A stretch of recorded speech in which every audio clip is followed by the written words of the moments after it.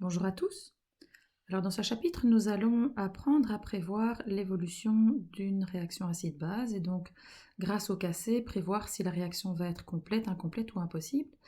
Et puis nous allons également apprendre à déterminer quelle est l'équation moléculaire d'une réaction acide-base. Alors partons au départ d'une réaction HA acide 1, donc dans les réactifs, qui réagit avec une base B qui est la base 2 qui est aussi dans les réactifs.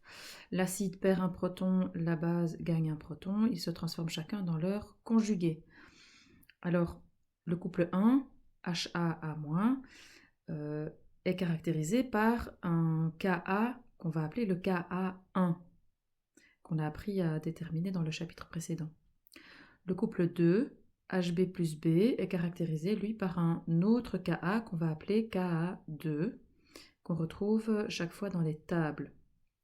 Alors si on détermine le cassé de cette réaction, on va avoir, avec les concentrations à l'équilibre, A- fois HB+, divisé par HA fois B.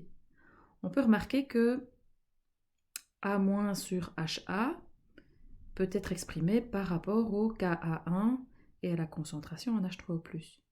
Et de la même façon, HB sur B peut être exprimé par rapport au Ka2 et à la concentration d'H3O+. Il suffit de transformer la formule du Ka. En faisant ça, eh bien, le Kc devient Ka1 sur H3O+, fois H3O+, sur Ka2.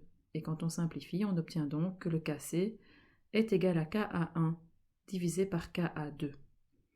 Et cette expression nous permet de dire si le Kc est plus grand ou égal à 1000, que la réaction est complète.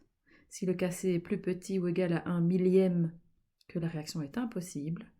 Et si le Kc est compris entre 1 millième et 1000, on considère que la réaction est incomplète ou à l'équilibre. Alors concrètement, quand on va avoir une équation à écrire, on va suivre une série d'étapes. La première chose à faire est de mettre les composés, les réactifs qu'on met en équation, en solution dans l'eau. Étant donné qu'on fait toutes les réactions dans l'eau, eh bien, il faut apprendre à écrire l'équation de ces réactions dans l'eau. Une fois qu'on a écrit l'équation de réaction dans l'eau, on va pouvoir déterminer ce qu'on appelle l'espèce majoritaire. Alors les espèces majoritaires, pour vous apprendre quelles sont les grandes règles, il y a une deuxième petite capsule qui se trouve dans la deuxième partie. Donc revenons-en à nos équations dans l'eau et à nos espèces majoritaires. Prenons l'exemple d'une réaction entre de l'HCl et du NaOH. HCl est un acide fort et donc il va réaliser une réaction complète avec l'eau et se transformer en H3O+ et Cl-. Alors H3O+ est un acide fort, Cl-, c'est une base de force nulle puisqu'elle est conjuguée à un acide fort. NaOH est un composé ionique et donc quand on va le faire réagir dans l'eau, on va mettre une équation de dissociation et ça va générer du Na+, qui est un cation neutre, et du OH- qui est une base forte. Alors la troisième étape, c'est d'écrire l'équation ionique. Je vais donc reprendre les espèces majoritaires et écrire une équation entre ces espèces majoritaires avec le transfert des protons, les flèches de transfert de protons, et également reprendre les couples qui se trouvent dans cette équation ionique. Alors dans notre exemple, eh bien, on va mettre H3O+, qui est l'acide fort, qui réagit avec OH- qui est la base forte. Il y a un transfert de protons entre l'acide 1, qui est donc H3O+, et qui se transforme en H2O, vers la base 2, qui est OH- et qui va aussi se transformer en H2O. On a donc deux couples qui sont, dans ce cas-ci, les deux couples de l'eau. Alors le premier couple, c'est H3O plus H2O, le Ka c'est 55,55, et le deuxième couple, c'est H2OH-, dont le Ka2 est de 1,8 fois 10 moins 16. Lorsque j'ai écrit l'équation ionique, eh bien, je vais calculer le Kc pour pouvoir prévoir l'évolution de mon équation. Donc, je fais le rapport Ka1 sur Ka2. Dans ce cas-ci, on arrive à 55,55 divisé par 1,8 fois 10 moins 16, et on arrive à 3,1 fois 10 exposant 17, ce qui est évidemment beaucoup plus grand que 10 exposant 3, ma réaction sera complète. Et quand c'est fait, on écrit l'équation moléculaire en tenant compte des réactifs de départ et des ions qui ont été, enfin des ions spectateurs et de tout ce qui a été mis sur le côté. Alors dans notre cas, on commence par les réactifs, HCl aqueux, NaOH aqueux. J'écris une flèche complète puisque la réaction est complète.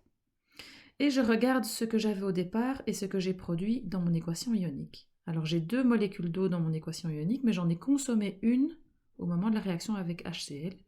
Et puis il me reste 2 ions spectateurs qui sont Na+, et Cl-. On les note NaCl aqueux. Alors voici un autre exemple d'une réaction. C'est le cas par exemple de l'acide acétique CH3COH avec l'ammoniac NH3. Alors l'acide acétique, c'est un acide faible. Quand il réagit dans l'eau, il y a une réaction incomplète qui génère du CH3CO- et du H3O+. Mais en réalité, il y a beaucoup d'acide acétique qui reste en solution. Et donc c'est l'acide acétique qui est l'espèce majoritaire.